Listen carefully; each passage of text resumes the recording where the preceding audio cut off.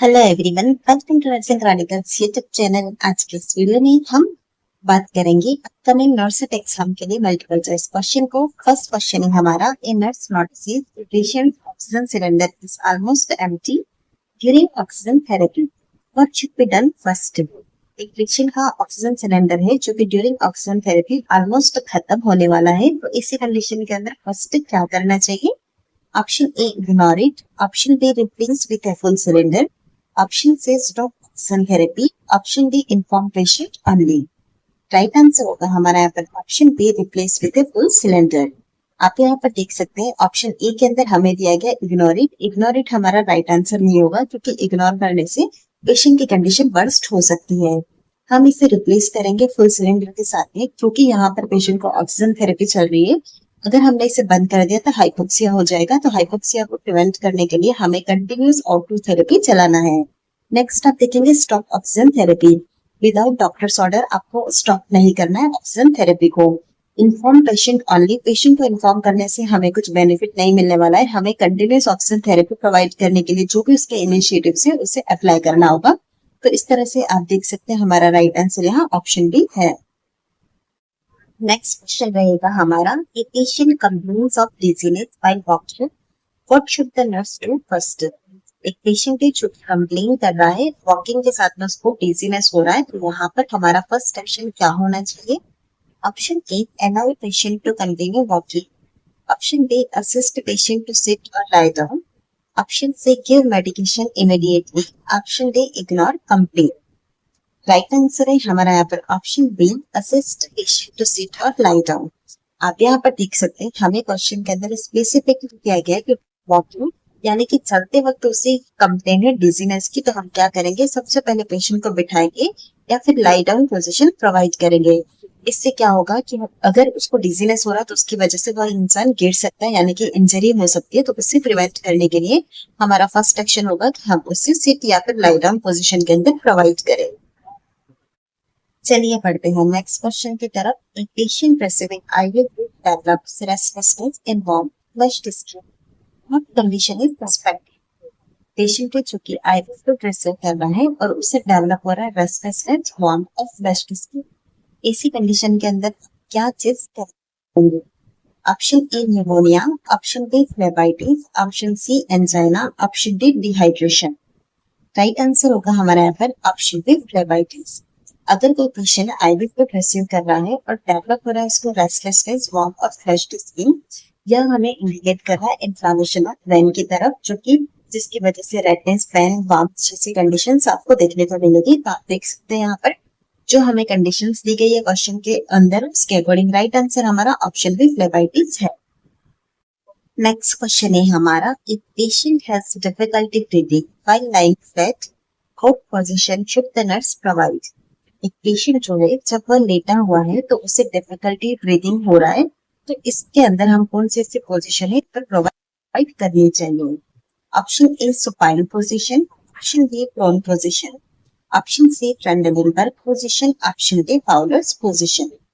Right answer है हमारा यहाँ पर ऑप्शन डी, फाउलर्स पोजीशन। जैसा कि आप यहाँ पर इस इमेज के अंदर देख रहे हैं, यह हमारा फाउलर पोजीशन का इमेज है। अगर डिफिकल्टी ब्रीदिंग है तो वहां पर आप फाउलर पोजीशन प्रोवाइड करते हैं, क्योंकि इसके अंदर क्या होता है, लंग एक्सपेंशन इंप्रूव होता है, साथ ही साथ ब्रीदिंग इम्प्रूव होती है। नेक्स्ट क्वेश्चन है हमारा, for a patient with fever which intervention helps promote heat loss. एक पेशेंट है जिसको की फीवर है, इस पेशेंट की केयर करते वक्त कौन सा ऐसा इंटरवेंशन है जो कि प्रमोट करता है हीट लॉस को। Option A, provide heavy blanket. Option B, apply cold compress. Option C, restrict food. Option D, increase room temperature. Right answer रहेगा हमारा यहाँ पर option B, apply cold compress। यहाँ पर ऑलरेडी फीवर है तो हम हैवी ब्लैंकेट नहीं प्रोवाइड करेंगे, फ्लूइड को रेस्ट्रिक्ट नहीं बल्कि फ्लूइड और ज्यादा प्रोवाइड करते, क्योंकि यहाँ पर फीवर का कंडीशन है।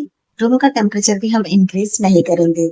हम जो यहाँ पर अप्लाई करेंगे वो रहेगा cold compresses को अप्लाई करना। cold compress क्या करते हैं, प्रमोट करते हैं हीट लॉस को, जिसकी वजह से बॉडी टेम्परेचर जो होगा वो रिड्यूस होने में हेल्प मिलेगी। नेक्स्ट क्वेश्चन है हमारा, a patient on bed rest complains of back discomfort, what is the best nursing action. एक पेशेंट जो कि बेड रेस्ट पे है, उसकी कंप्लेन है बैक डिस्कम्फर्ट की। तो यहाँ पर बेस्ट नर्सिंग एक्शन क्या रहेगा? Option A change position, option B give heavy meal, option C restrict movement, option D ignore complain. Right answer है हमारा यहाँ पर ऑप्शन ए चेंज पोजीशन। अगर कोई पेशेंट बेड रेस्ट पे है और उसका कंप्लेन है बैक डिस्कम्फर्ट का, तो इसी कंडीशन के अंदर आपको क्या करना है? पोजीशंस को चेंज करना है। आपने वैसे भी पढ़ा होगा कि जो हमारे प्रेशर अल्सर होते हैं, डेकोबिटस अल्सर, उसका बेड रेस्ट वाले पेशेंट के अंदर होने के चांसेस ज्यादा रहते हैं। इसलिए हम हर 2 घंटे के अंदर पोजीशन चेंज करते हैं। पोजीशन चेंज करने का रीजन यह होता है कि इसकी वजह से प्रेशर रिलीव होता है और इम्प्रूव होता है कंफर्ट। नेक्स्ट क्वेश्चन है हमारा, a patient is receiving tube feeding, what position should he maintain during feeding? एक पेशेंट है जो कि ट्यूब फीडिंग को रिसीव कर रहा है। यहाँ पर हमसे पूछा गया है कि कौन सी ऐसी पोजीशन है जिसे कि हमें ड्यूरिंग ट्यूब फीडिंग मेंटेन करनी है। Option A supine, option B Fowler position, option C Trendelenburg position, option D prone position. Right answer है हमारा यहाँ पर ऑप्शन बी फाउलर पोजीशन। आप यहाँ पर इस इमेज के अंदर भी देख सकते हैं, हमने पेशेंट को फाउलर पोजीशन प्रोवाइड की है। ट्यूब फीडिंग के दौरान फाउलर पोजीशन प्रोवाइड करने का रीजन ये है कि यहाँ पर हम एस्पिरेशन से प्रिवेंट कर सकते हैं। नेक्स्ट क्वेश्चन है हमारा, a patient has excessive sweating due to fever, what should the nurse monitor closely? एक पेशेंट है जिसके अंदर फीवर की वजह से एक्सेसिव स्वेटिंग हो रही है। पेशेंट के अंदर क्लोजली क्या चीज मॉनिटर करनी चाहिए? Option A fluid balance, option B vision, option C hearing, option D reflexes. Right answer है हमारा यहाँ पर ऑप्शन ए फ्लूइड बैलेंस। हमें यहाँ पर बताया गया कि फीवर है और फीवर की वजह से एक्सेसिव स्वेटिंग है। इसका मतलब क्या है कि यहाँ पर जो है हमारा फ्लूइड इम्बैलेंस का रिस्क है, क्योंकि फीवर की वजह से क्या होगा कि यहाँ पर स्वेटिंग हो रही है जिसकी वजह से फ्लूइड लॉस हो रहा है और रिस्क रहेगा डिहाइड्रेशन का। इसीलिए हम फ्लूइड बैलेंस को मॉनिटर करेंगे। नेक्स्ट क्वेश्चन है हमारा, a patient suddenly develops chest pain and shortness of breath, what is the nurse's first action? एक पेशेंट है जो सडनली डेवलप हो रहा है चेस्ट पेन, साथ ही साथ शॉर्टनेस ऑफ ब्रेथ भी है, तो हमारा यहाँ पर as a nurse first action क्या होगा? Option A assess vital signs, option B give food, option C allow patient to sleep, option D ignore complain. Right answer है हमारा यहाँ पर option A assess vital science.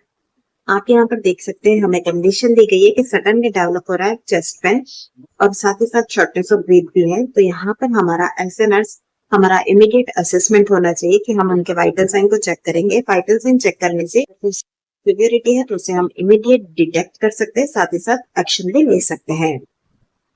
Next question है हमारा, a patient is at risk of pressure ulcer, what is the most effective prevention? एक patient है जिससे कि प्रेशर अल्सर का रिस्क है, तो उसके लिए हमारा मोस्ट इफेक्टिव प्रिवेंशन मेथड कौन सा रहेगा? Option A keep patient in same position, option B reposition every 2 hour, option C reduce fluid intake, option D apply tight bandage. Right answer है हमारा यहाँ पर option B reposition every 2 hours.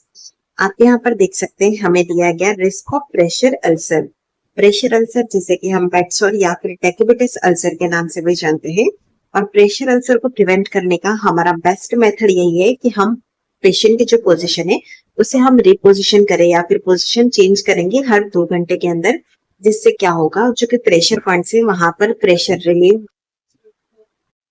Next question है हमारा, a patient has positive pregnancy test, which medication should be discontinued immediately? अगर किसी patient का pregnancy test positive है, कौन सी ऐसी मेडिकेशन होगी जो कि इमीडिएटली डिसकंटिन्यूड करनी चाहिए? Option A metoprolol, option B losartan, option C promethazine, option D nifedipine. Right answer है हमारा यहाँ पर ऑप्शन बी लोसार्टन। लोसार्टन एक एंजियोटेंसिन रिसेप्टर ब्लॉकर है जो कि अगर प्रेगनेंसी डायग्नोस होती है तो इमीडिएटली डिसकंटिन्यू करनी चाहिए, क्योंकि इसकी वजह से फिटल को हार्म हो सकता है, ओलिगोहाइड्रोमनेसिस जैसी कंडीशन डेवलप हो सकती है, और specially in the second and third trimester losartan को बिल्कुल भी दिया नहीं जाता है इन प्रेगनेंसी।